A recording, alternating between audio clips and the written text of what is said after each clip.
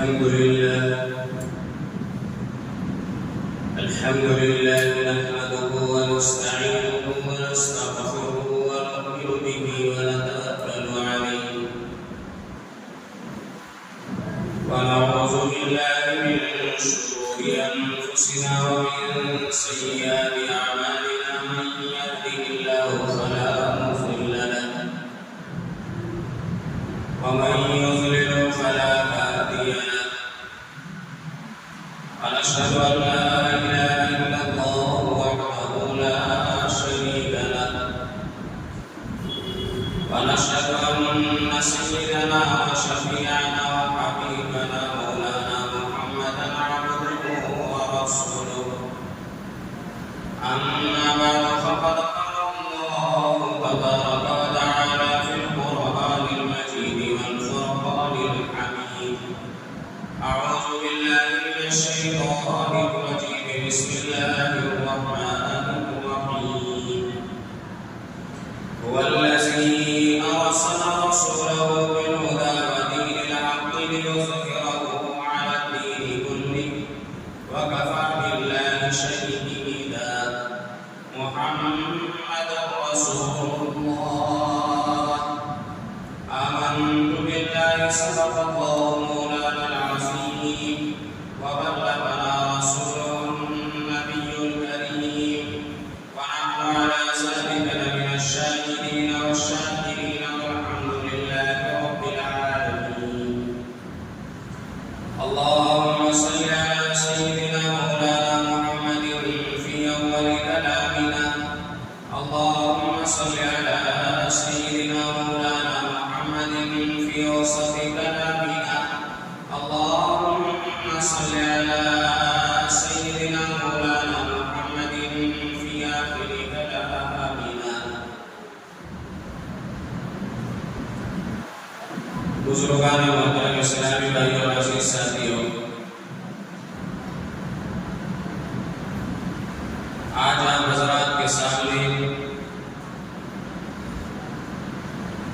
حضور اکرم صلی اللہ علیہ وسلم کی سیرت طیبہ کے متعلق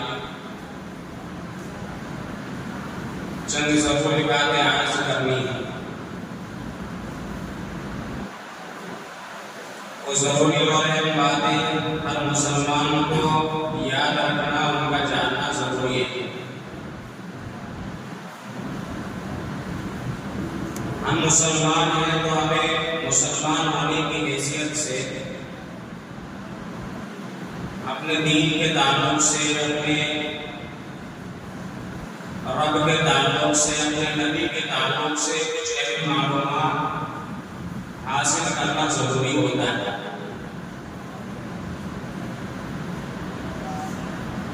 اگر کوئی غیر مسلم آپ سے سوال کر لے کہ یہ بتاؤ تمہاری کتاب قرآن کے بارے میں کچھ ہمیں بتاؤ، تو اگر ہمیں قرآن کے مطابق کچھ معلومات نہیں ہے تو کیا بتائیں گے؟ کوئی کہنے لگے کہ تمہارا رب اللہ ہے تو اللہ کے بارے میں کچھ بتاؤ ہمیں، تو کیا بتائیں گے؟ کوئی پوچھنے لگے کہ تم اپنے نبی کے بارے میں بتاؤ، تو ہمیں نبی کے بارے میں کچھ معلومات حاصل نہیں ہے تو کیا بتائیں گے کہ ہم اپنے نبی کے بارے میں؟ تمہارے نبی کا نام کیا ہے؟ تمہارے نبی کون ہے؟ کہاں پیدا ہوئے؟ کتنے برس کہاں زندگی گزاری؟ نبی کہتے کسے ہیں؟ رسول کہتے کسے ہیں؟ یہ ساری چیزیں اگر کوئی ہم سے سوال کرنے لگے تو ہمارے پاس اگر جواب نہیں ہے تو پھر غیر مسلم ہم سے کیا سبق لے گا؟ تم تو کہتے ہو کہ ہم نبی کے اوپر، اللہ کے اوپر، قرآن کے اوپر ایمان لائے ہیں اور انہی کے لیے ساری زندگی ہماری گزرتی ہے اور گزرنی بھی چاہیے۔ مسلمان کی ساری زندگی کا مقصد یہی ہے اللہ کی مان کر، اللہ کے نبی صلی اللہ علیہ وسلم کے طریقے کو اپنا کر قرآن کے مطابق زندگی گزاری، یہ ہمارا ساری زندگی کا خاکہ اور نچوڑ ہے۔ رب، رسول اور قرآن، یہ تو تین چیزیں ہمارے پاس ہیں۔ تو اگر انہی تینوں چیزوں کے متعلق ہمیں کچھ معلومات نہیں ہے اور کوئی غیر مسلم ہم سے سوال کرتا ہے تو پھر یہ بتاؤ وہ ہم سے کیا سبق لے گا؟ تو اس وجہ سے ہر مسلمان کو یہ موٹی موٹی چیزیں حاصل کرنا، یاد رکھنا ضروری ہے کوئی پوچھ لے کہ تمہارے نبی صلی اللہ علیہ وسلم کا نام کیا ہے، ان کے والد کا نام کیا ہے، اور وہ کہاں پیدا ہوئے ہیں، اور کتنے برس وہ زندہ رہے ہیں، اور ان کے اوپر کون سی کتاب نازل کی گئی، قرآن کہاں کسے جاتا ہے، کیسے نازل ہوا ہے، تو یہ وہ سوالات ہیں جو ہر مسلمان کو یاد ہونا چاہیے اور فوراً جواب دینا چاہیے کہ ہمارے نبی کا نام فلاں ہے، ہمارے نبی صلی اللہ علیہ وسلم فلاں جگہ پر پیدا ہوئے، اتنے سال زندگی گزاری، فلاں کتاب ہمارے نبی پر نازل ہوئی، قرآن سے کہا جاتا ہے، یہ ساری چیزیں فوراً جواب دے دینا چاہیے۔ تب اسے پتا چلے گا کہ ہاں بھائی واقعات مسلمان اپنے دین کے مطابق زندگی گزارتے ہیں، اپنے رب سے محبت کرتے ہیں، اپنے قرآن سے محبت کرتے ہیں، اپنے نبی سے محبت کرتے ہیں۔ آج کل بیچارے اکثر و بیشتر مسلمان ایسے ہیں جنہیں یہ تک معلوم نہیں ہے کہ ہمارے نبی صلی اللہ علیہ وسلم کا نام کیا ہے، ہمارے نبی صلی اللہ علیہ وسلم کہاں پیدا ہوئے اور کہاں انتقال ہوا، یہ تک معلوم نہیں ہے، یہ تک معلوم نہیں ہے کہ ہم کس کی امت میں ہیں۔ ایک واقعہ میں آپ کو بتاتا ہوں، ایک آدمی اچھا جو اپنے آپ کو بہت بڑا ہوشیار کہنے والا اور دنیا کے اعتبار سے بحث و مباحثہ کرنے والا، اپنے آپ کو بڑا عقلمند سمجھنے والا، تو ایک مرتبہ اسی طرح بیٹھے بیٹھے بات کر رہے تھے تو میں نے سوال کر لیا بھائی یہ بتاؤ ہم کس کی امت میں ہیں، تو جواب کیا ہونا چاہیے کہ ہم اپنے نبی کا نام لے کے ہمیں جواب دینا چاہیے کہ ہم نبی حضور اکرم صلی اللہ علیہ وسلم کی امت میں تو یہ کہنا چاہیے۔ تو اس بیچارے بندے اتفاق سے اس وقت الیکشن کا موقع چل رہا تھا، تو اس نے جواب دیا کہ ہم تو بھائی کانگریس کی امت میں، اللہ معاف فرمائے۔ تو یہ حالت ہے ہمارے ایمان والوں کی، مسلمان بھائیوں کی، یہ تک نہیں پتا ہے کہ ہم کس کی امت میں ہیں، ہمارے نبی کون ہے اور امتی کہاں کسے جاتا ہے۔ ایک آدمی سے پوچھا گیا، یہی کی بات ہے، ایک آدمی سے پوچھا گیا کہ بھائی بتاؤ، اسی طرح کچھ لوگ بیٹھے ہوتے بتاؤ کس کی امت میں، کہا ہم غوث پاک کی امت ہے۔ غوث پاک ولی ہے اللہ کے، نبی نہیں ہے، امت نبی کی ہوتی ہے، اور غوث پاک اللہ کے ولی ہیں، اللہ کے مقرب بندے ہیں، بزرگ ہیں، پیران پیر کا ان کو لقب ملا ہے، غوث اعظم دستگیر کا ان کو لقب ملا ہے، یعنی سارے ولیوں کے ولی، اللہ نے ان کو ایسی ولایت کا درجہ عطا فرمایا، ایسے اللہ کے ولی، ایسے متقی پرہیزگار کہ ان کی پرہیزگاری کی مثالیں دے بھی نہیں سکتے، اسی وجہ سے ان کو ولیوں کے ولی کا لقب ملا ہے، پیروں کے پیر کا لقب ملا ہے، غوث اعظم دستگیر کا لقب ملا ہے۔ البتہ وہ ولی ہے، نبی نہیں ہے، ولی الگ ہوتا ہے، نبی الگ ہوتا ہے، تو ولی نبی نہیں بن سکتا، تو بہرحال امت نبی کی ہوتی ہے، کسی ولی کی امت نہیں ہوتی ہے۔ تو وہ بیچارہ کہہ رہا ہے کہ ہم تو فلاں کی امت میں ہیں۔ اب یہ حال ہے ہمارے ایمان کا، یعنی جسے یہ تک نہیں پتا ہے کہ ہم کس کے امتی ہیں، اور جسے یہ تک نہیں پتا ہے کہ امتی کہاں کسے جاتا ہے، اور جو اپنی پارٹی کے الیکشن کے موقع پر وہ یہ بتا رہا ہے کہ میں تو فلاں کی پارٹی الگ چیز ہوتی ہے، اس کے ایمان سے کیا تعلق ہے، اس کا اسلام سے کیا تعلق ہے۔ اور ہمیں تو جب پوچھا جا رہا ہے بھائی ہمارا دین کیا ہے یہ بتاؤ، ہم کس کی امت میں یہ بتاؤ، تو ہم فوراً جواب دیں کہ ہم جناب محمد رسول اللہ صلی اللہ علیہ وسلم کی امت میں، ہمارے نبی جناب محمد رسول اللہ صلی اللہ علیہ وسلم ہے، تو یہ جواب دے رہا ہے۔ میں نے کہا اللہ کے بندے، کیا قبر میں بھی ابھی پوچھا جائے گا کہ بتاؤ تمہارے نبی کون ہے، تو کیا قبر میں بھی یہ جواب دو گے کہ ہم کانگریس کی امت میں؟ اللہ معاف فرمائے، اللہ ہم سب کی حفاظت فرمائے۔ اللہ کے نبی صلی اللہ علیہ وسلم اس لیے فرمایا کرتے ہیں قبر کے عذاب سے پناہ مانگو، قبر کے عذاب۔ حضرت براء بن عازب رضی اللہ تعالیٰ نے ایک صحابی ہیں، وہ فرماتے ہیں کہ ایک مرتبہ قبرستان میں ہم چلے گئے اور ایک جنازہ لے کر کے گئے، اتفاق سے قبر ابھی تیار نہیں، کچھ باقی رہ گئی تھی، تو اللہ کے نبی صلی اللہ علیہ وسلم کے ساتھ صحابہ کرام قبرستان میں ہیں۔ ہمارے نبی صلی اللہ علیہ وسلم کے ہاتھوں میں ایک لکڑی کا ٹکڑا ہے، تو اس طرح مٹی کو گرید رہے اور بالکل اس طرح خاموش بیٹھے ہیں کہ اگر کوئی پرندہ کے ہمارے سر کے اوپر آ کے بیٹھ جاتا تو وہ نہ اڑتا، یعنی بالکل خاموش بیٹھے۔ آج کل تو اللہ معاف فرمائے قبرستان کی بھی حالت ہوتی ہے کہ قبرستان میں جب ہم جنازے کو لے کے جاتے ہیں تو وہیں پر ہنسی مذاق تفریح ہو رہی ہے، دنیاوی باتیں ہو رہی ہیں۔ حالانکہ قبرستان میں جاؤ تو ہمارے اندر ایک طرح کا خوف طاری ہو جانا چاہیے، ایک ڈر ہمارے اندر طاری ہو جانا چاہیے۔ آج ان کا جنازہ ہم اٹھا کے لے کے آئے، آج ان کو ہم قبر کے اندر دفن کر کے چلے جائیں گے، کل کوئی ہمارا جنازہ اسی طرح اٹھا کے لے کے آئے گا اور ہمارے اوپر بھی مانو مٹی ڈال کے چلا جائے گا۔ تو قبرستان تو عبرت حاصل کرنے کی جگہ ہے، قبرستان تو ڈر کا مقام اور وہاں پر ہماری ہنسی ہو رہی ہے، مذاق ہو رہی ہے، تفریحات ہو رہی ہیں، بس مسلمان کے دلوں سے اللہ کا خوف ایسے نکل گیا کہ اسے اپنی موت کا خیال تک نہیں ہے کہ تجھے بے دین مرنا ہے۔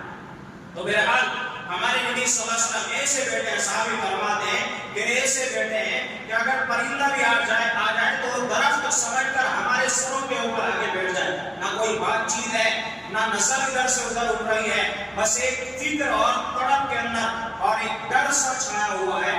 پھر اس کے بعد میں ہمارے نبی صلی اللہ علیہ وسلم اچانک صحابہ سے متوجہ ہوئے اور فرمانے لگے کہ قبر کے عذاب سے اللہ سے پناہ مانگا کرو، قبر کے عذاب سے اللہ سے پناہ مانگا کرو۔ اور پھر اس کے بعد میں فرمایا کہ میرے صحابہ جب ہم کسی مردے کو قبرستان میں لے کے آتے ہیں اور اپنے ہاتھوں سے دفن کر دیتے ہیں اور اس کے بعد واپس چلے جاتے ہیں، آہستہ اقربا رشتے دار دوست احباب جو بھی ساتھ آئے ہوتے ہیں، اور وہ واپس جاتے ہیں، ان کے قدموں کی آہٹ مردہ سن رہا ہوتا ہے کہ میرے بھائی، میرے باپ، میرے فلاں دوست مجھے دفن کر کے واپس جا رہے ہیں۔ تو فرمایا ان کے قدموں کی آہٹ وہ سن رہا ہوتا ہے جبھی تک دو فرشتے منکر اور نکیر قبر میں تشریف لے آتے ہیں، اور آتے ہی یعنی ابھی قدموں کی آواز سن رہا ہے، آٹے سن رہا ہے کہ آج میرا ساتھ دینے والا ہمیشہ کا میرا باپ یا میرا بیٹا یا میرا بھائی یا میرا دوست جو ہمیشہ کا ساتھ دینے والے تھے، آج مجھے دفن کر کے جا رہے ہیں۔ تو ان کے قدموں کی آٹ سن رہا ہوتا ہے،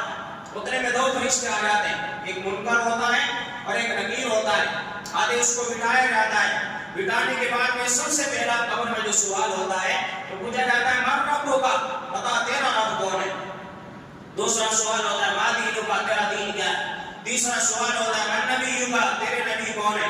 ایک روایت میں آتا ہے کہ یا تو الفاظ میں سوال ہوگا یا پھر اللہ کے نبی صلی اللہ علیہ وسلم کا چہرے انور اس کے سامنے کیا جائے گا، یا پھر ایک روایت میں یہ بھی آتا ہے کہ اس کے قبر سے اور روضہ اطہر تک کے تمام ایجابات ہٹا دیے جائیں گے، اور پھر حضور اکرم صلی اللہ علیہ وسلم کا روضہ اطہر دکھا کر سوال کیا جائے گا ماذا تقول فی ھذا الرجل، ان شخص کے بارے میں تم کیا کہتے ہو، یعنی یہ شخص کون ہے، کیا ان کو پہچانتے ہو۔ تو یہ تین سوال ہر انسان سے ہونے ہیں، چاہے مسلمان ہے اس سے بھی ہونے ہیں، غیر سے بھی ہونے ہیں، تینوں سوال کے بارے میں۔ مسلمان چاہے اللہ کا فرما بردار ہے، چاہے کوئی اللہ کا ولی ہے، چاہے کوئی کتنا بھی بڑا اللہ کا ولی، اس سے بھی یہ سوالات ہونے ہیں، بتا تیرا رب کون ہے۔ اب ہم تو یہ سمجھتے ہیں بڑا آسان جواب ہے، جب ہم سے پوچھا جائے گا کہ تیرا رب کون ہے تو ہم تو کہہ دیں گے کہ ہمارا رب اللہ ہے۔ تیرا دین کیا ہے تو ہم کہہ دیں گے دین الاسلام، میرا دین تو اسلام ہے۔ مگر میرے بھائیو اتنا آسان نہیں ہے، اتنا آسان نہیں ہے۔ وہاں ہماری زبان نہیں چلے گی، وہاں جھوٹ نہیں چلے گا، وہاں دھوکہ نہیں چلے گا، وہاں تو جو زندگی گزاری ہوگی، جس طریقے کے مطابق زندگی ہم نے گزاری ہوگی اور جو ہمارے دل کے اندر ہم نے بسایا ہوگا وہ ہمارے باہر نکلے گا۔ دل کے اندر اگر اللہ کی محبت بھری ہوگی، اللہ کے احکام پر عمل کیا ہوگا، اللہ کو راضی کیا ہوگا، اللہ کی مان کر زندگی گزاری ہوگی تو فوراً جواب آئے گا ربی اللہ، میرا رب تو اللہ ہے۔ ماں دینوں کا، تیرا دین کیا ہے؟ تو اگر دین اسلام کے مطابق ہم نے زندگی گزاری، دین کو ہم نے اپنی زندگی میں بسایا، حلال کو حلال سمجھا، حرام کو حرام سمجھا، جائز کو جائز سمجھا، ناجائز کو ناجائز سمجھا، جو بھی ہمیں دین نے بتایا ہم نے اس پر عمل کیا، جو دین نے ہمیں منع کر دیا ہم نے اسے چھوڑ دیا۔ تو اگر دین کو ہم نے اپنی زندگی کے اندر بسایا، ہماری زندگی کا ایک ایک کام دین کے مطابق گزرا ہوگا تو فوراً جواب آئے گا دین الاسلام، میرا دین تو اسلام ہے، اسلام کے مطابق میں اپنی پوری زندگی گزار کے آیا، میں آخری دم تک اسلام کے مطابق عمل کر کے آیا، فوراً جواب آئے گا۔ جس نے دین اسلام کے مطابق عمل نہ کیا وہ کیا جواب دے گا؟ اس کے بعد میں تیسرا سوال ہر مسلمان سے ہو رہا ہے، بتا ماذا تقول فی ھذا الرجل، یا من نبی کا، تیرے نبی کون ہے، یا ان شخص کے بارے میں تم کیا کہتے ہو۔ تو اگر ہمارے نبی صلی اللہ علیہ وسلم سے محبت کی ہوگی، ہمارے نبی کا ایک ایک حکم اس نے اپنی زندگی کے اندر بسایا ہوگا، ہمارے نبی صلی اللہ علیہ وسلم کی سنتوں پر عمل کیا ہوگا، فوراً جواب دے گا کہ یہ میرے نبی صلی اللہ علیہ وسلم ہے، محمد رسول اللہ صلی اللہ علیہ وسلم ہے۔ پوچھا جائے گا یہ بتاؤ تجھے کیسے پتا چلا کہ یہ نبی ہے، تو بتائے گا کہ ہم نے قرآن پڑھا تھا، ہم نے قرآن سنا تھا، ہم نے حدیثیں سنی تھی، ہمیں بتایا گیا تھا قرآن پڑھ کر کے کہ نبی صلی اللہ علیہ وسلم ان کے افعال، ان کے اخلاق، ان کے کردار کی سارے واقعات ہمیں بتائے گئے تھے. جو میرے بھائی آج نبی کی باتیں تک نہیں سن رہا ہے, جو قرآن تک نہیں پڑھ رہا ہے, جو قرآن کی باتیں تک نہیں سن رہا ہے, تو وہ کیا جواب دے گا قبر میں کہ یہ کون ہے؟ اسے تو کہاں سے پتا چلے گا کہ یہ کون ہے؟ تو بہرحال ہر شخص سے قبر میں سوال ہو رہا ہے, تیرے نبی کون ہے, تیرا رب کون ہے؟ ربی اللہ. تو اگر کسی نے تینوں چیزیں اللہ کی مان کر زندگی گزاری, اللہ کے نبی صلی اللہ علیہ وسلم کے سنتوں کو اپنی زندگی کے اندر بسایا, دین اسلام کے مطابق زندگی گزاری, تینوں سوال کے جواب دے گا. اس کے بعد اللہ کے نبی صلی اللہ علیہ وسلم نے فرمایا, اس کے بعد اس کی قبر کو تحت کی استقبال وسیع کر دیا جاتا ہے, کشادہ کر دیا, جہاں تک نظر جا رہی ہے وہاں تک قبر کو کھول دیا جاتا ہے. اسے جنت کے باغ ہی باغ نظر آتے ہیں. اسے ایسا لگتا ہی نہیں ہے کہ میں قبر کے اندر ہوں, بلکہ وہ تو آرام محسوس کرتا ہے. جنت کی ہوائیں اس کے لیے چلا دی جاتی ہے, جنت کی خوشبوئیں اس کے لیے چھوڑ دی جاتی ہیں. اب وہ اپنے آپ کو بالکل آرام میں, خوشی میں محسوس کرتا ہے کہ اللہ تیرا شکر ہے, تو نے اپنی نعمتوں کے اندر مجھے بلا لیا ہے. مگر جس نے اللہ کی مان کی زندگی نہیں گزاری, من مانی اس نے زندگی گزاری, حلال کو حلال نہیں سمجھا, حرام کو حرام نہیں سمجھا, نہ نمازوں کا پتہ, نہ قرآن کا پتہ, نہ اللہ کے حکم کا پتہ ہے, بس جو مرضی مایا کر رہا ہے, جو مرضی مایا کھا رہا ہے, جو مرضی مایا پی رہا ہے, جس طرح مرضی مایا کما رہا ہے, نہ یہ پتہ یہ کمائی حرام ہے کہ حلال ہے. جو مرضی مایا دیکھ رہا ہے, نہ یہ پتہ جو میں دیکھ رہا ہوں یہ حلال ہے کہ حرام ہے. بس من مانی زندگی گزار رہا ہے, اپنے نفس کے مطابق زندگی گزار رہا ہے, اپنی مرضی کے مطابق زندگی گزار رہا ہے. جب اس سے پوچھا جائے گا بتا من رب کا, تیرا رب کون ہے, تو رب کی تو اس نے کبھی مانی نہیں, رب کے تو احکام میں اس نے عمل کیا نہیں, اس لیے کہے گا ہا ہا لا ادری, ہائے افسوس میں نہیں جانتا کون ہے میرا رب. جب مانگتا نہیں تھا رب کی زندگی میں کہاں سے جواب دے گا, رب کون ہے, کہے گا ہا ہا لا ادری, ہائے افسوس میں نہیں جانتا, مجھے نہیں پتا. اس کے بعد پوچھا جائے گا ماں دینوں کا تیرا دین کیا ہے, ہائے افسوس میں نہیں جانتا دین کیا ہے. اس کے بعد پوچھا جائے گا من نبیوں کا تیرا نبی کون ہے, ہائے افسوس نبی کی سنتوں کا نہیں پتا, نبی کا افعال کا نہیں پتا, نبی کی سیرت نہیں کبھی سنگا, نبی سے محبت نہیں کرتا. تو کیا جواب دے گا, کہے گا ہا ہا لا ادری, نہیں جانتا نبی کون ہے, میں نے نہیں سنا کبھی, مجھے نہیں وقت ملتا تھا, میری دکانوں سے فرصت ملتی تو میں مسجد میں جاتا اور نماز ادا کرتا, قرآن کی باتیں سنتا, نبی کی باتیں سنتا. آج مجھے پتا چل جاتا قبر میں کہ میرے نبی کون ہے, جواب دے دیتا. آج تو ہمیں دکانوں سے محبت, مکانوں سے محبت, اپنے کاروبار سے محبت, اور ہر آدمی کو اپنے اپنے کام سے محبت ہے. نمازوں سے کسے محبت ہے, نمازوں کے لیے کسے موقع مل رہا ہے, نمازوں کے لیے کسے فرصت مل رہی ہے, ہر کام کے لیے ہمارے پاس میں وقت ہے, مگر دین کے لیے, اللہ کے لیے, اللہ کے نبی کے لیے وقت نہیں ہے. تو پتا چلے گا پھر قبر میں جانے کے بعد, اب کہے گا ہاں ہاں کاش کہ میں اللہ کی مان کی زندگی گزار لیتا, کاش کہ دین اسلام کو اپنی زندگی میں بسا لیتا, کاش کہ اللہ کے نبی صلی اللہ علیہ وسلم کی سنتوں سے محبت کر لیتا. آج قبر میں جواب دیتا میرا رب اللہ ہے, میرا دین اسلام ہے, میرے نبی محمد رسول اللہ صلی اللہ علیہ وسلم. مگر جب بتائی کوئی نہیں, کبھی جانتا تک نہیں ہے. آج پوچھا جائے 10 سال, 15 سال, 20 سال, 20-25 سال کا نوجوان, اسے کھڑا کیا جائے, پوچھا جائے ہمارے نبی کا نام بتاؤ, بتائی کوئی نہیں. کلمات پڑھ کے بتاؤ, کلمے کے الفاظ تک صحیح یاد نہیں ہے, ہمارے نبی صلی اللہ علیہ وسلم کا نام تک صحیح نہیں لیا جا رہا ہے. اسے یہ تک نہیں پتا ہے ہمارے نبی کہاں پیدا ہوئے ہیں, ہمارے نبی صلی اللہ علیہ وسلم پر قرآن کیسے نازل ہوا ہے, جسے یہ تک نہیں پتا ہے تو وہ مسلمان کیسا ہے, کیسے وہ اپنے آپ کو مسلمان کہتا ہے. تو اس لیے یہ بنیادی چیزیں ہیں جن کا ہر مسلمان کے لیے جاننا ضروری ہے. جب ضروری ہے, بالکل ضروری ہے. ہم اگر بھوکے رہ جائیں تو کوئی بات نہیں ہے, زندگی گزر جائے گی. مگر میرے بھائیوں, اگر یہ معلومات ہم نے حاصل نہ کی تو مرنے کے بعد بھی پچھتاؤ گے اور زندگی میں پچھتاؤ گے. پتا چلے گا پھر کہیں گے کاش ہم محنت کر لیتے, کاش کہ ہم علماء کے پاس چلے جاتے, کاش کہ دیندار لوگوں کے پاس چلے جاتے, کاش کہ ہم سیکھ لیتے دین کیا ہوتا ہے, کاش کہ ہم پہچان لیتے ہمارا رب کون ہے, کاش کہ نبی صلی اللہ علیہ وسلم کی سیرتوں کو سن لیتے. آج ہمارے ساتھ یہ موقع نہ تھا. ہمارے نبی صلی اللہ علیہ وسلم نے فرمایا جب قبر میں مردہ جواب نہیں دیتا تینوں سوالوں کا, ہاں ہاں لا ادری کہتا ہے, افسوس میں نہیں جانتا, اس کے بعد میں فرما اب قبر کو اس کے لیے تنگ کر دیا جاتا ہے، اس کی قبر اس کو اس طرح دباتی ہے کہ اس کی ہڈیاں ایک دوسرے میں اس طرح گھس جاتی ہیں۔ اور فرما اس کے بعد اس کے قبر کے اندر سانپ، ازرائیل، بچھو اور عذاب دینے والا فرشتہ گرز لے کر کے آ جاتے ہیں۔ ایک لمبی تفصیلی حدیث ہے جو آج بیان کرنے کا موقع نہیں، اور پھر اس کو وہاں سے عذاب شروع ہوتا ہے اور قیامت تک برابر اسی طرح عذاب ہوتا ہے۔ اسی وجہ سے ہمارے نبی صلی اللہ علیہ وسلم نے فرمایا قبر کے عذاب سے اللہ سے پناہ مانگا کرو، قبر کے عذاب سے اللہ سے پناہ مانگا کرو، اللہ ہم سب کی قبر کے عذاب سے حفاظت فرمائے۔ تو میرا ہمارے نبی صلی اللہ علیہ وسلم کے مطابق ہر مسلمان کو معلومات حاصل کرنا ضروری ہے۔ ہمارے نبی کا نام کیا ہے اور ہمارے نبی صلی اللہ علیہ وسلم کہاں پیدا ہوئے، والد کا نام کیا ہے، دادا کا نام کیا ہے، یہ بنیادی چیزیں ہیں، بنیادی چیزیں۔ اپنے بچوں کو یاد کرا، آج پوچھا جائے ایک بچہ 7 سال 8 سال کا بچہ، اسے کھڑا کر کے پوچھا جا رہا ہے بتا ہمارے ملک کا نام کیا ہے، فلاں ہے، ہمارے ملک کے پردھان منتری کا نام کیا ہے، اچھی بات ہے، یاد ہونا چاہیے۔ پھر اس سے پوچھا جا رہا ہے بتا ہم کون ہیں، اس مذہب کے اعتبار سے ہمیں کیا کہا جاتا ہے، پتہ ہی کوئی نہیں، مذہب کا کوئی نہیں پتا، دین کا کوئی نہیں پتا، ہماری کتاب کا نام کیا ہے کوئی نہیں پتا ہے۔ تو میرے بھائیو جب ہمارے بچوں کا یہ حال ہے تو آگے چل کے ان کے دین کا حال کیا ہوگا، ان کے ایمان کا حال کیا ہوگا، وہ کس کے مطابق زندگی گزاریں گے۔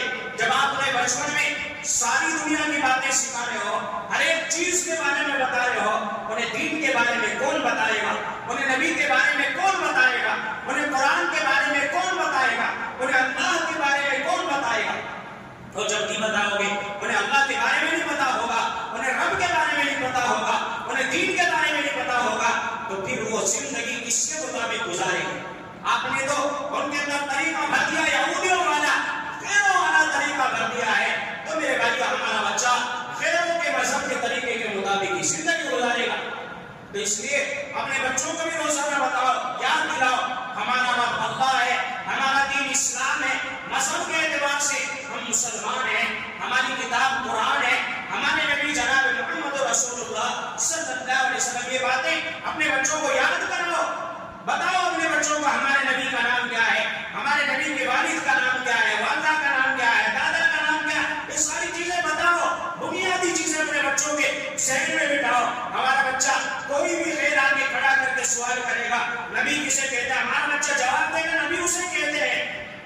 آج سکھانے والا کوئی مدرسوں تک نہیں بھیج رہے ہیں، نہ گھر میں سکھا رہا ہے، نہ کوئی مدرسے میں بھیج رہا ہے، تو ہمارے بچوں کا آئندہ چل کے حال کیا ہوگا جب اسے خود نہیں پتا بیچارے کو۔ میں بتا رہا ہوں 50 سال 60 سال کا آدمی، اسے خود نہیں پتا ہے نبی کہتے کسے ہیں، نبی کا نام کیا ہے، تو اس کے ایمان کا حال کیا ہوگا۔ تو اس وجہ سے میرے بھائیو یہ چیزیں یاد کرو، ضروری ہے۔ ہمارے نبی صلی اللہ علیہ وسلم کا نام کیا ہے، تو آج میں آپ کو یہ چیزیں بتاؤں گا، ہمارے 3 چیزیں بتاؤں گا۔ سب سے پہلی چیز ہمارے نبی صلی اللہ علیہ وسلم کا نام کیا ہے اور ہمارے نبی کا نام کس نے رکھا اور کیوں رکھا گیا، یہ تینوں چیزیں آپ حضرات کے سامنے مختصر طور پہ بتاؤں گا۔ سب سے پہلے ہمارے نبی صلی اللہ علیہ وسلم کا نام، ذاتی نام محمد اور احمد صلی اللہ علیہ وسلم۔ محمد، احمد، یہ دونوں ہمارے نبی صلی اللہ علیہ وسلم کے ذاتی نام، کیونکہ ایک ہوتا ہے ذاتی نام اور ایک ہوتا ہے صفاتی نام۔ ذاتی نام جو نام رکھ دیا جاتا ہے، منتخب کر دیا جاتا ہے، مثلا ہمارے بچے کا ہم ایک نام رکھ دیتے ہیں، وہ اس کا ذاتی نام ہو جاتا ہے۔ مثلا کسی نے رکھ دیا عبداللہ، کسی نے رکھ دیا عبد الرحمن، یہ اس کا ذاتی نام ہو گیا۔ اس کے علاوہ کچھ صفاتی نام ہوتے ہیں۔ صفاتی نام کا مطلب یعنی جو اس کے اندر اچھائیاں، اس کے اخلاق کو دیکھ کر کچھ نام رکھ دیے جاتے ہیں، انہیں عرفی نام بھی کہا جاتا ہے، تو انہیں صفاتی نام کہا جاتا ہے۔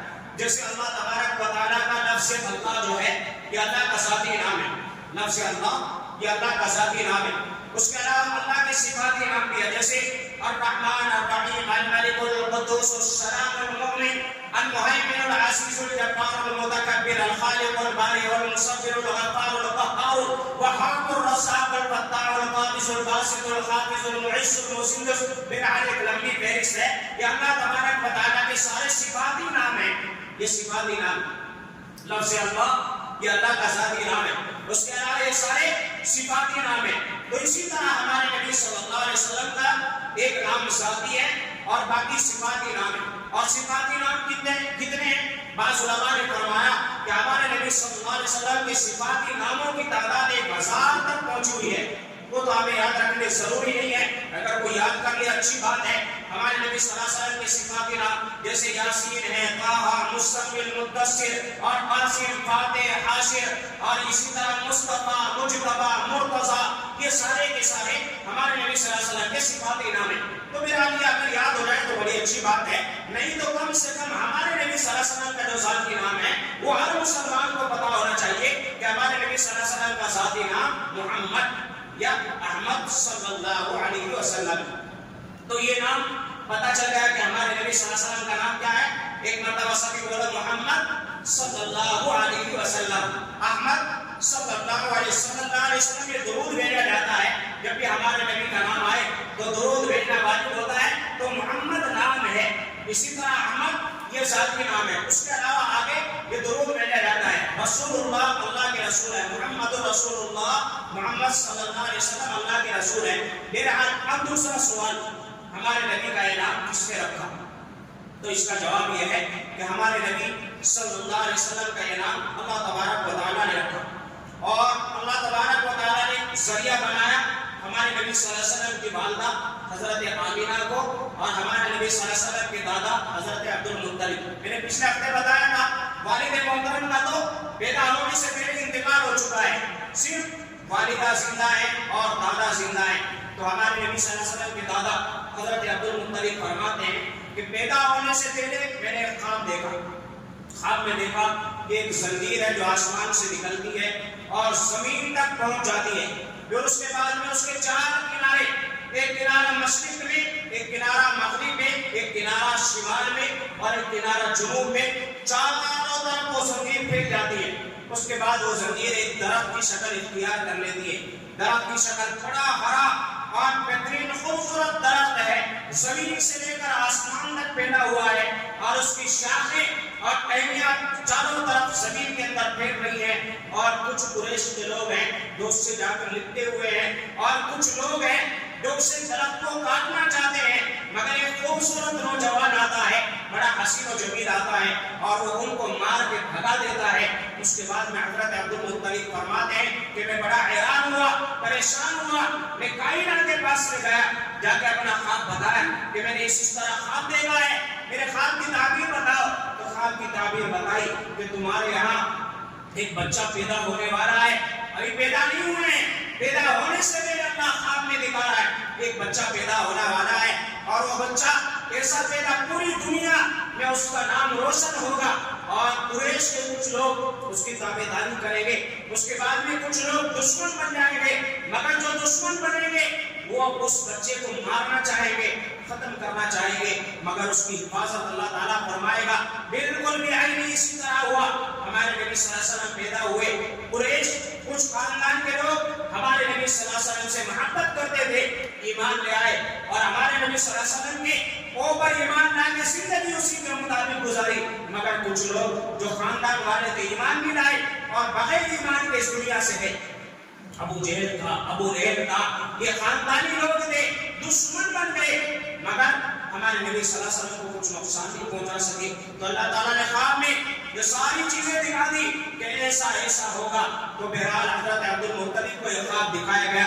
دوسرا خواب ہمارے نبی صلی اللہ علیہ وسلم کی والدہ کو بتایا گیا کہ تمہارے بدن مبارک میں جو بچہ ہے عام بچوں کی طرح یہ بچہ نہیں ہے، بلکہ یہ بچہ دونوں جہاں کا سردار بننے والا ہے، یہ بچہ دونوں جہاں کا شہنشاہ بننے والا ہے. اور یہ بچہ جب پیدا ہو تو اس بچے کا نام محمد رکھنا. اسی طرح عبد المطلب کو خواب میں دکھایا گیا کہ اس بچے کا نام محمد رکھنا صلی اللہ علیہ وسلم. بہرحال ہمارے نبی صلی اللہ علیہ وسلم پیدا ہوئے. پیدا ہونے کے بعد میں ہمارے یہ ایک لمبا واقعہ ہے، پیدا ہونے کے بعد کے واقعات انشاءاللہ پھر کبھی بعد میں بتاؤں گا. تو ہمارے نبی صلی اللہ علیہ وسلم پیدا ہوئے. پیدا ہونے کے بعد میں 7 روز گزر گئے. حضرت عبد المطلب حضرت آمینہ کے پاس میں جاتے اور جا کے پوچھتے ہیں کہ کوئی نام بتاؤ، کوئی نام سوچا ہے؟ تو حضرت آمینہ فرماتی ہیں کہ میں نے کہا کہ ہاں سوچے تو بہت سارے نام ہیں، کبھی دل میں آتا ہے یہ نام رکھوں، عبداللہ رکھوں، عبد الرحمن رکھوں، مگر پھر فوراً ایک ہی نام آتا ہے کہ محمد اس کا نام رکھو. سمجھ میں نہیں آ رہا ہے کیا؟ تو ہمارے نبی صلی اللہ علیہ وسلم کے دادا حضرت عبد المطلب نے فرمایا میرا بھی یہ حال ہے، سوچتا ہوں فلاں نام رکھ دوں، مگر فوراً ایک ہی نام ذہن میں آتا ہے کہ اس بچے کا نام ہوگا محمد صلی اللہ علیہ وسلم۔ 7ویں روز ہمارے نبی صلی اللہ علیہ وسلم کا عقیقہ کیا جاتا ہے۔ عقیقہ یہ سنت ہے، اپنے بچوں کا اگر اللہ تعالیٰ نے ہمیں حیثیت دی ہے، اللہ نے مال و دولت سے نوازا ہے، تو اپنے بچوں کا عقیقہ کرنا چاہیے، یہ سنت ہے۔ فرمایا اللہ کے نبی صلی اللہ علیہ وسلم نے کہ عقیقہ کرنے سے بچے کی زندگی میں عمر میں برکتیں آتی ہیں، اللہ آسانیاں پیدا کر دیتا ہے، بچے کو نیک صالح راہ اللہ دکھاتا ہے، اور آنے والے حوادثات سے اللہ تعالیٰ بچے کی حفاظت فرماتا ہے۔ اس وجہ سے ہمارے گھر میں اگر چاہے بچہ پیدا ہو یا بچی پیدا ہو، عقیقہ کرنا چاہیے۔ البتہ بچے کی طرف سے 2 جانور ذبح کر دے، بچی کی طرف سے 1 جانور ذبح کر دے، اس طرح عقیقہ ہوتا ہے۔ تو ہمارے نبی صلی اللہ علیہ وسلم کا 7ویں دن عقیقہ ہو رہا ہے، تو حضرت عبد المطلب آئے اور قریش کے لوگوں کو جمع کیا ہے۔ جمع کرنے کے بعد میں حضرت عبد المطلب نے اعلان فرمایا کہ ہمارے گھر میں پوتا پیدا ہوا ہے اور میں نے اس کا نام رکھا ہے محمد صلی اللہ علیہ وسلم۔ لوگ بڑے حیران ہوئے، کیونکہ اس سے پہلے اللہ تبارک و تعالیٰ نے یہ نام چھپا کے رکھا تھا۔ 1,24,000 تقریباً انبیاء کرام علیہ السلام دنیا میں تشریف لائے، حضرت آدم علیہ السلام سے لے کر حضرت عیسیٰ علیہ السلام تک، مگر اللہ تعالیٰ نے جیسے ہمارے نبی صلی اللہ علیہ وسلم کا مقام نرالا بنایا، ہمارے نبی صلی اللہ علیہ وسلم کا کردار نرالا بنایا، ویسے ہمارے نبی صلی اللہ علیہ وسلم کے نام کو بھی اللہ تعالیٰ نے محفوظ کر کے رکھا۔ 1,24,000 انبیاء میں سے کسی نبی نے اپنا نام محمد نہیں رکھا، کسی نبی کا نام محمد نہیں ہے۔ آپ تاریخ اٹھا کے دیکھ لو، کہیں آپ کو نہیں ملے گا کسی نبی کا نام محمد رکھا گیا ہو یا احمد رکھا گیا ہو صلی اللہ علیہ وسلم، صرف ہمارے نبی کا نام محمد رکھا گیا۔ البتہ لوگوں میں سے 2 یا 3 یا 4 یا بعض روایت میں آتا 8 یا 9 لوگوں نے ہمارے نبی صلی اللہ علیہ وسلم کے نام پر نام رکھا پیدا ہونے سے پہلے۔ وہ بھی کیوں رکھا؟ فرماتے ہیں کہ یہ قبیلے بنو تمیم کے 4 آدمی وہ ملک شام تجارت کے لیے گئے۔ جب تجارت کے لیے گئے تو رات میں ایک جگہ پر خانقاہ میں وہ جمع ہوئے۔ خانقاہ میں جب پہنچے تو یہ عربی زبان میں بات کر رہے تھے، تو انہوں نے پہچان لیا کہ بھئی یہ تو عرب میں ہیں، تو انہوں نے ان کو کھڑا کیا کہ بھئی کھڑے ہو جاؤ۔ وہ کھڑے ہوئے، تو کھڑے ہونے کے بعد میں ان سے پوچھا کہ کہاں سے آئے ہو؟ کہ ہم تو مکہ المکرمہ سے آئے ہیں، حجاز سے آئے ہیں۔ تو ان سے پوچھا گیا کہ تم کون سے قبیلے سے ہو؟ کہا ہم قبیلے قریش سے ہیں۔ تو فرمایا وہ حیران ہو گیا اور انہیں گلے سے لگایا، اور گلے سے لگانے کے بعد میں ان سے کہا تم قریش قبیلے سے ہو؟ کہا ہم قریشی ہیں۔ اس کے بعد میں اس نے کہا کہ دیکھو تمہارے یہاں ایک بچہ پیدا ہوگا، اور جو بچہ کس طرح آخری نبی بنے گا، اس پر اللہ تعالیٰ نبوت کے دروازے کو بند فرما دیں گے اور قیامت تک کے لیے وہ نبی بنے گا، اور اس کے بعد کوئی نبی نہیں آئے گا۔ پھر اس کے بعد انہوں نے پوچھا کہ اچھا ہمیں یہ تو بتاؤ کہ اس بچے کا نام کیا ہوگا؟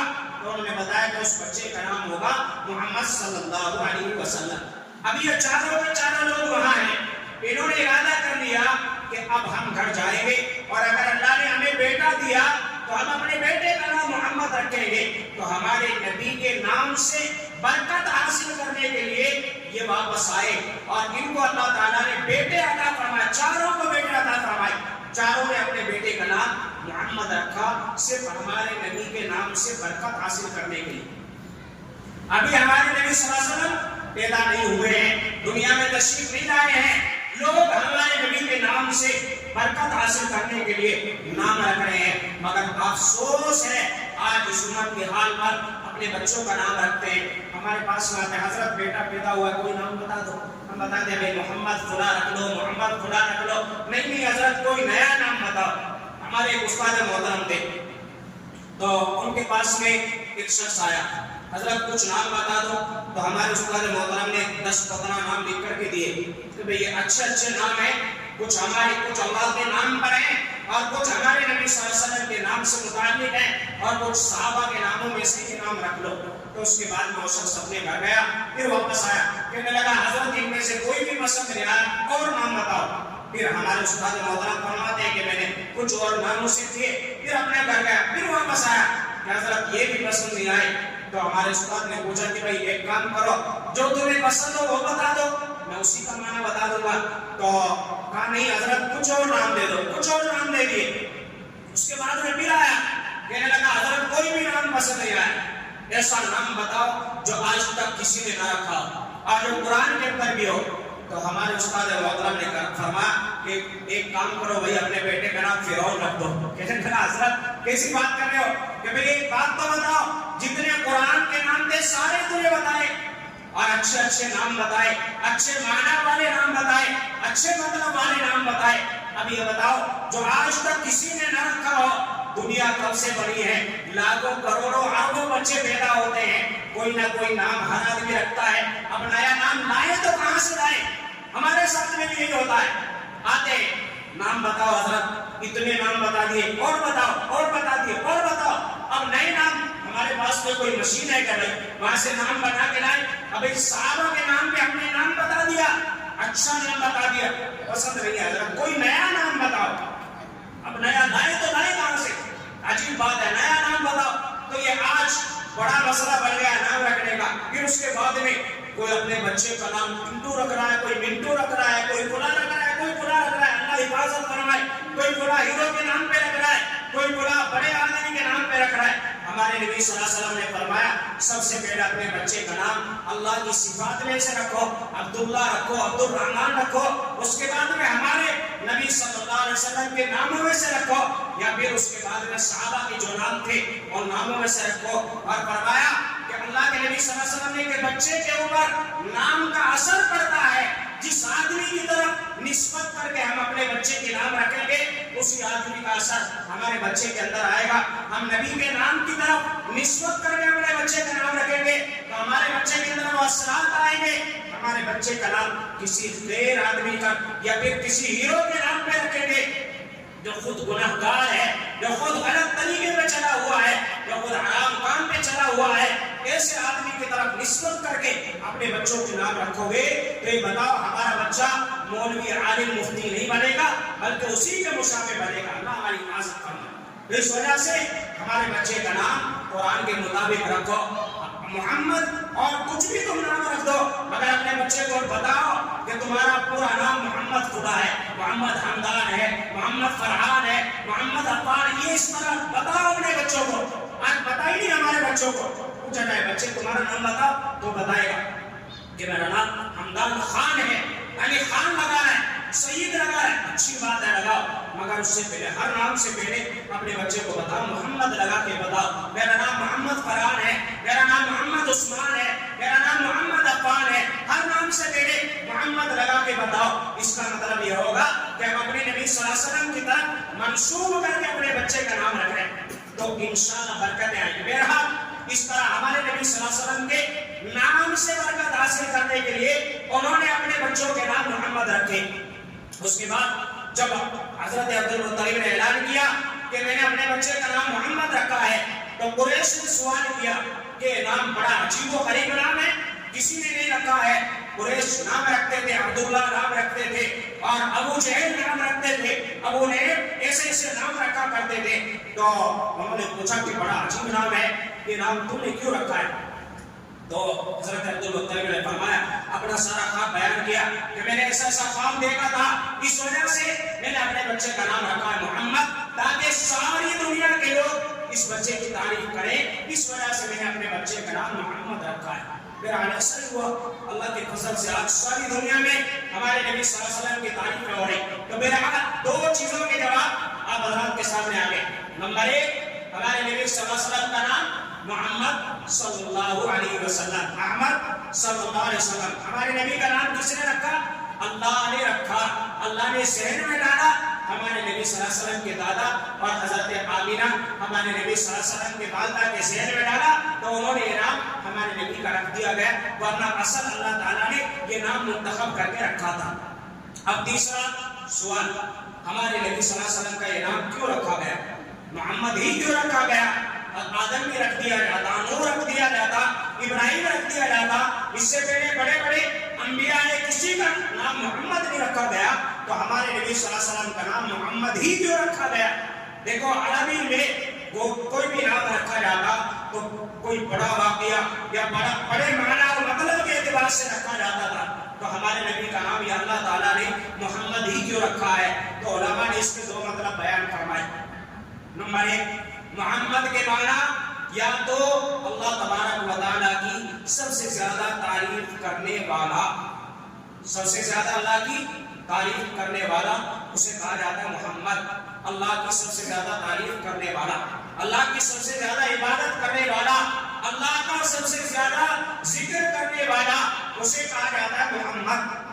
اور ہمارے نبی صلی اللہ علیہ وسلم نے فرمایا کہ دنیا میں حضرت آدم علیہ السلام سے لے کر قیامت تک کوئی بھی انسان ایسا نہیں گزرا جس نے ہمارے نبی صلی اللہ علیہ وسلم سے زیادہ اللہ کی تعریف کی.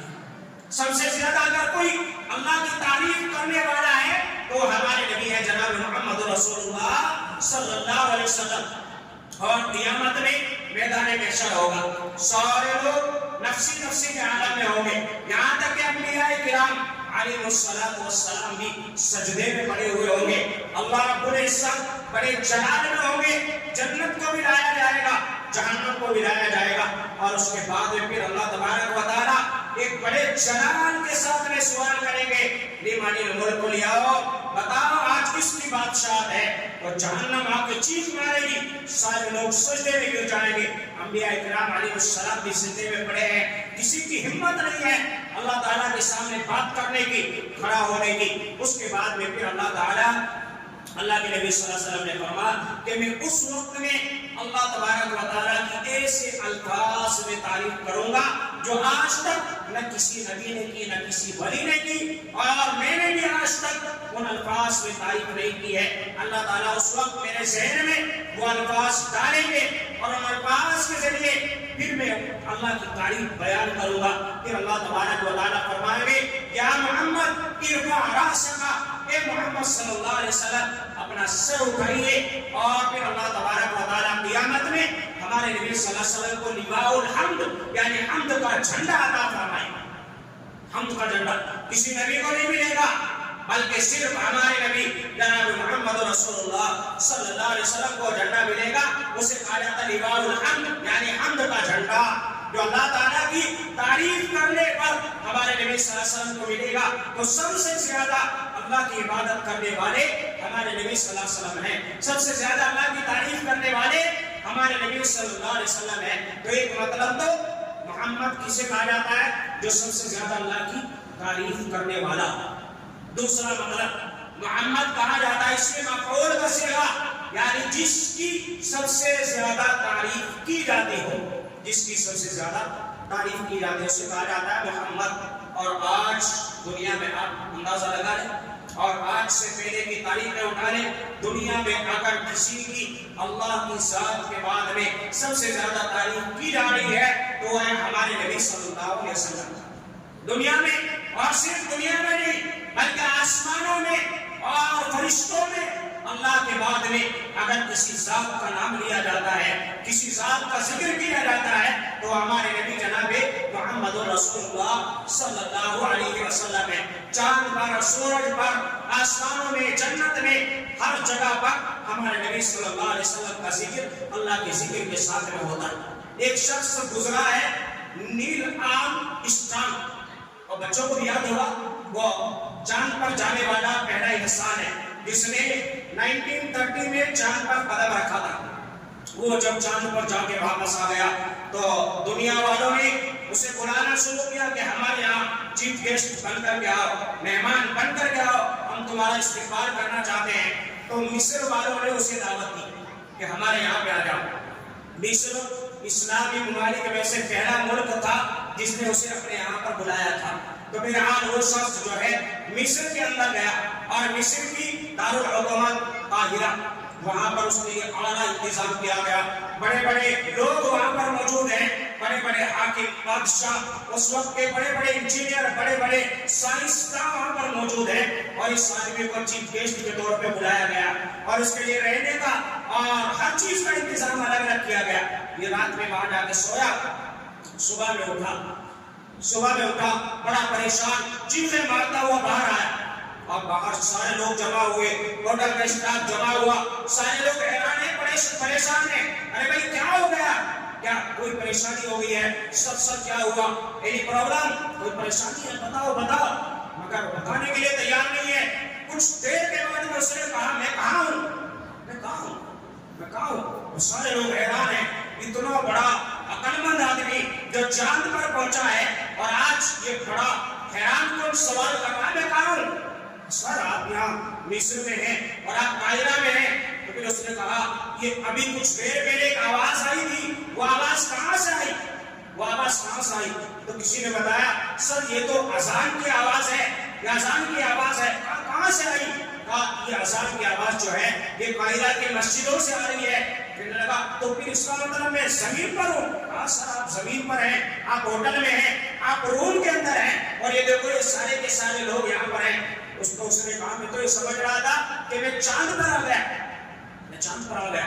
لوگوں نے اس سے تعجب سے پوچھا سر آپ کو کیسے یہ شک پیدا ہوا کہ میں زمین پر ہوں یا چاند کے اوپر ہوں؟ تو اس نے بتایا اصل میں مسئلہ یہ ہے جب میں چاند کے اوپر گیا اور چاند کے اوپر میں نے پہلا قدم رکھا تو وہاں پر بھی سب سے پہلے میرے کانوں میں جو آواز آئی تو وہ یہی تھی اشہد ان محمد رسول اللہ۔ آج جب میں سویا ہوا تھا تو میرے کانوں میں فوراً یہ اذان کی آواز اور یہ اشہد ان محمد رسول اللہ کی آواز جب پڑی تو میں یہ شک میں پڑ گیا میں شاید کہیں چاند کے اوپر تو واپس نہیں آ گیا، کیونکہ میں نے آج تک یہ آواز تو نہیں سنی تھی اور آج میرے کانوں میں یہ اذان کی آواز یہ جو گونج رہی ہے تو میں شک میں پڑ گیا کہ میں چاند پر تو نہیں آ گیا۔ تو بہرحال دیکھو ہمارے نبی صلی اللہ علیہ وسلم کی آواز اور ذکر کہاں چاند کے اوپر بھی ہو رہا ہے، سورج کے اوپر بھی ہو رہا ہے، آسمانوں کے اوپر فرشتے ہمارے نبی صلی اللہ علیہ وسلم کے اوپر درود بھیج رہے ہیں، رحمتیں بھیج رہے ہیں، اور زمین پر تو پوچھنا ہی کیا ہر وقت کوئی لمحہ کوئی منٹ کوئی گھنٹہ ایسا نہیں گزرتا بلکہ کوئی سیکنڈ دن میں رات میں 24 گھنٹے ہوتے ہیں اور 24 گھنٹوں کے 1440 منٹ ہوتی ہیں، کوئی منٹ ایسی نہیں گزرتی کہ جس میں ہمارے نبی صلی اللہ علیہ وسلم کا نام نہ لیا جاتا۔ کوئی سیکنڈ 86,400 سیکنڈ دن اور رات میں ہوتی ہے، کوئی سیکنڈ ایسی نہیں گزرتی جس میں ہمارے نبی صلی اللہ علیہ وسلم کا نام نہ لیا جاتا۔ میں آپ کو بتاؤں دلیل دے کے آپ کو بتا رہا ہوں، آج جو محکمہ صوتی ہے یعنی آواز کا محکمہ ہے جو آواز کے بارے میں ریسرچ کرتے ہیں کہ کون سی آواز کتنی ہے اور کون سی آواز زیادہ ہے اور کون سی آواز کم ہے، تو بہرحال ایک الگ سے ایک محکمہ ہے، تو انہوں نے ریسرچ کیا اور ریسرچ کرنے کے بعد ایک رپورٹ تیار کی اور انہوں نے رپورٹ تیار کرنے کے بعد میں کہا کہ دنیا میں اگر سب سے زیادہ گونجنے والی آواز ہے تو وہ آواز ہے اذان کی آواز۔ سب سے زیادہ گونجنے والی آواز اذان کی آواز ہے۔ آج لوگ چلے ہیں اذان کو بند کرنے کے لیے، انہیں پتہ ہی نہیں ہے اذان چیز کیا ہے۔ اذان چیز وہ ہے جو سوئے ہوئے دلوں کو زندہ کر دیتی ہے، جو قلب کے اندر ایک طرح کی حرارت پیدا کر دیتی ہے، جو سوئے ہوئے لوگوں کو جگا دیتی ہے، جو محبت کا پیغام دیتی ہے، وہ چیز اذان ہے۔ جس سے ہر آدمی محبت کرتا ہے وہ چیز اذان ہے۔ تو اذان کہاں تک تم اذان کو بند کرو گے؟ ساری دنیا میں اذان کی آوازیں گونج رہی ہیں، ہر جگہ پر اذان کی آوازیں اشہد ان لا الہ الا اللہ اشہد ان محمد رسول اللہ کی آوازیں گونج رہی ہیں، اور دنیا میں کوئی منٹ ایسی نہیں گزرتی کہ جہاں پر اذان کی آواز نہ گونج رہی، کوئی منٹ نہیں گزرتی۔ انہوں نے ریسرچ کر کے بتایا دنیا میں سب سے پہلے جو فجر کی اذان صبح صادق ہوتی ہے وہ انڈونیشیا ایک ملک ہے۔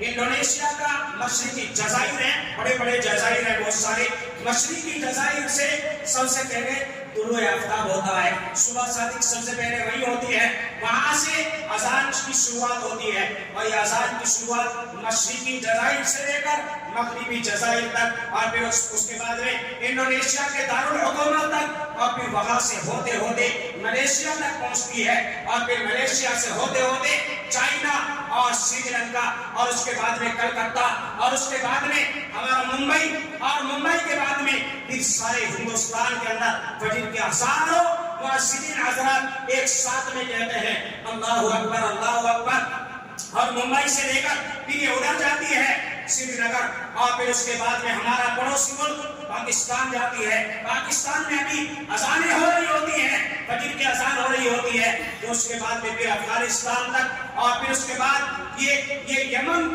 تک جاتی ہے، اور پھر عرب امارات تک جاتی ہے، اور اس کے بعد پھر مصر میں، اور یہ استنبول تک جاتی ہے، یہاں تک کہ تقریباً 9.5 گھنٹے تک برابر فجر کی اذان چلتی رہتی ہے. 9.5 گھنٹے تک برابر فجر کی اذان چلتی رہتی ہے. اور پھر وہاں جب فجر کی اذان ادھر ختم ہو رہی ہوتی ہے, ادھر انڈونیشیا میں ظہر کی نماز کا اذان کا وقت ہو چکا ہوتا ہے. پھر ادھر سے ظہر کی اذانیں شروع ہوتی ہیں اور پھر اسی طرح ظہر کی اذان کا یہ سلسلہ چلتا ہے اور پھر آخری کونے تک پہنچتا ہے جب تک عصر کا وقت ہو جاتا ہے. پھر عصر کا یہ سلسلہ, میرے کہنے کا مقصد یہ ہے کہ دنیا میں ایک سیکنڈ, ایک لمحہ بھی ایسا نہیں گزرتا کہ جہاں پر اذان کی آواز نہ آ رہی ہے. ہر وقت 24 گھنٹے ہر وقت اذان کی آواز دنیا میں گونجتی رہتی ہے. اور پھر اس کے بعد میں علماء لکھتے ہیں کہ اذان کی آواز ہوتی ہے تو اذان میں پہلا جملہ مؤذن کہتا ہے اللہ اکبر اللہ اکبر. دوسرا جملہ مؤذن کہتا ہے اشہد ان لا الہ الا اللہ, یعنی میں گواہی دیتا ہوں کہ اللہ کے سوا کوئی معبود نہیں ہے. تیسرا جملہ جو مؤذن کہتا ہے اشہد ان محمد رسول اللہ, یعنی جو جملہ اللہ نے اپنے لیے استعمال فرمایا اشہد اللہ, یعنی میں گواہی دیتا ہوں کہ اللہ کے سوا کوئی معبود نہیں, وہی جملہ اللہ نے اپنے محبوب جناب محمد رسول اللہ صلی اللہ علیہ وسلم کے لیے استعمال فرمایا اشہد ان محمد رسول اللہ, میں گواہی دیتا ہوں کہ محمد صلی اللہ علیہ وسلم اللہ کے رسول ہیں. تو یہ مؤذنین حضرات دنیا میں کوئی تعریف نہ کرے پھر بھی ہمارے نبی صلی اللہ علیہ وسلم کی تعریف ہو رہی ہے, پھر بھی ہمارے نبی صلی اللہ علیہ وسلم کا ذکر ہو رہا ہے.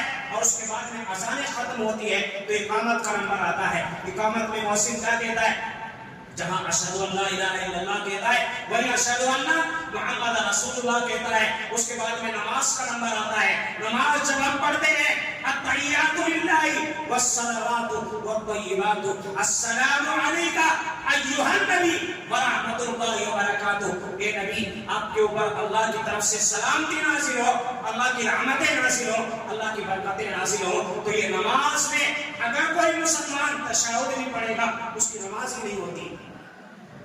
ہر 2 رکعت کے بعد میں تشہد پڑھنا ضروری ہے, ہر 4 رکعت کے بعد میں تشہد پڑھنا ضروری ہے, اور تشہد میں ہمارے نبی کا نام لینا ضروری ہے.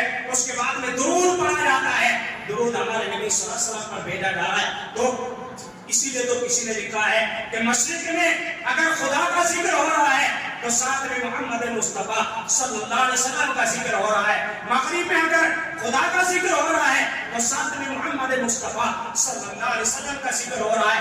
شمال میں اگر خدا کا ذکر ہو رہا ہے تو ساتھ میں محمد رسول اللہ صلی اللہ علیہ وسلم کا ذکر ہو رہا ہے. اگر اذان میں خدا کا ذکر ہو رہا ہے ساتھ میں محمد رسول اللہ صلی اللہ علیہ وسلم کا ذکر ہو رہا ہے. نماز میں آپ دیکھ لیں, درود میں آپ دیکھ لیں, اور قرآن میں آپ دیکھ لیں, تورات میں آپ دیکھ لیں, زبور میں آپ دیکھ لیں, انجیل میں آپ دیکھ لیں. اسی لیے تو کسی نے کہا کہ اگر خدا پر خدائی ختم ہے تو محمد مصطفیٰ صلی اللہ علیہ وسلم پر مصطفیٰ ختم ہے. خدا اپنی خدائی میں یکتا ہے تو محمد رسول اللہ صلی اللہ علیہ وسلم اپنی رسالت میں یکتا ہے. خدا کا کوئی ساتھی نہیں ہو سکتا, اسی طرح محمد مصطفیٰ صلی اللہ علیہ وسلم کا بھی کوئی ہم مثل نہیں ہو سکتا, کوئی مشابہ نہیں ہو سکتا. تو دنیا میں اگر آج سب سے زیادہ کسی کی تعریف کی جا رہی ہے تو اللہ تعالیٰ کی, اور اللہ کی ذات کے بعد میں اگر کسی کی تعریف ہے تو ہے ہمارے نبی جناب محمد رسول اللہ صلی اللہ علیہ وسلم. تو یہ ہمارے نبی صلی اللہ علیہ وسلم کی شان ہے, یہ ہمارے نبی صلی اللہ علیہ وسلم کا مقام ہے. ہر وقت چاہے رات ہو رہی ہو چاہے دن ہو رہا ہو, یا دنیا میں بھی ہر وقت ہمارے نبی صلی اللہ علیہ وسلم کا نام گونجتا رہتا ہے. اور آسمانوں میں فرشتے ہر وقت اللہ تعالیٰ نے کچھ فرشتوں کو صرف اسی کام میں لگا دیا ہے, وہ ہمارے نبی صلی اللہ علیہ وسلم پر صرف دعا کرتے رہتے ہیں, درود پڑھتے رہتے ہیں, رحمتیں بھیجتے رہتے ہیں. تو یہ ہمارے نبی صلی اللہ علیہ وسلم کا مقام ہے. اس لیے اللہ تعالیٰ نے ہمارے نبی کا نام رکھا ہے محمد صلی اللہ علیہ وسلم. تو آج ہمیں پتا چلا کہ ہمارے نبی کا نام محمد کیوں رکھا گیا. محمد کسے کہا جاتا ہے؟ ایک تو اسے کہا جاتا ہے جو اللہ کی سب سے زیادہ تعریف کرنے والا ہو, اور دوسرا محمد اسے کہا جاتا ہے کہ جس کی سب سے زیادہ تعریف کی جاتی ہو. تو آج ہمارے نبی صلی اللہ علیہ وسلم اللہ کی سب سے زیادہ تعریف کر کے چلے گئے, اور آج سب سے زیادہ تعریف اگر کسی کی ہو رہی ہے تو ہمارے نبی صلی اللہ علیہ وسلم کی ہو رہی ہے. اس وجہ سے ہمارے نبی کا نام ہے محمد صلی اللہ علیہ وسلم.